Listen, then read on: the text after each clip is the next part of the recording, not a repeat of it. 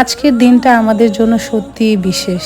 বিয়ের পর প্রথমবারের মতো আমি এবং আমার হাজবেন্ড এসেছি আমার শ্বশুর আব্বার কবর জিয়ারত করতে। চারপাশে একটা অদ্ভুত শান্তি, কিন্তু এই নীরবতার ভিতর লুকিয়ে আছে এক অসীম আবেগ। তিনি সবসময় চেয়েছিলেন আমি যেন তার ছেলের জীবন সঙ্গী হই। আজ আমরা একসাথে দাঁড়িয়ে সেই শেষ ইচ্ছাটা পূরণ হয়েছে বলে অনুভব করছি। আমরা জানি না উনি এখন কোথায় আছেন, তবে বিশ্বাস করি সবচাইতে সুন্দর জায়গায় আছেন, আর আমাদের দেখে হাসছেন, খুশি হচ্ছেন।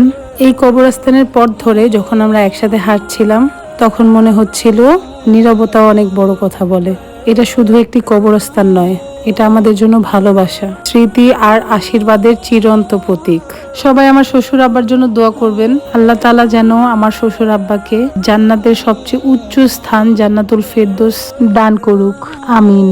যখন হেঁটে বাসার দিকে চলে যাচ্ছিলাম, তখন অনুভব হচ্ছিল যে আমাদের সকলকে একদিন এদিকে আসতে হবে। এটাই হবে লাস্ট ঠিকানা। আমাদের সকলের উচিত আমাদের প্রিয়জনদের জন্য অনেক বেশি দোয়া করা, আমাদের বাবা মার দিকে খেয়াল রাখা। রাব্বির হামহুমা কামা রাব্বায়ানি সাগীরা। আল্লাহ হাফেজ।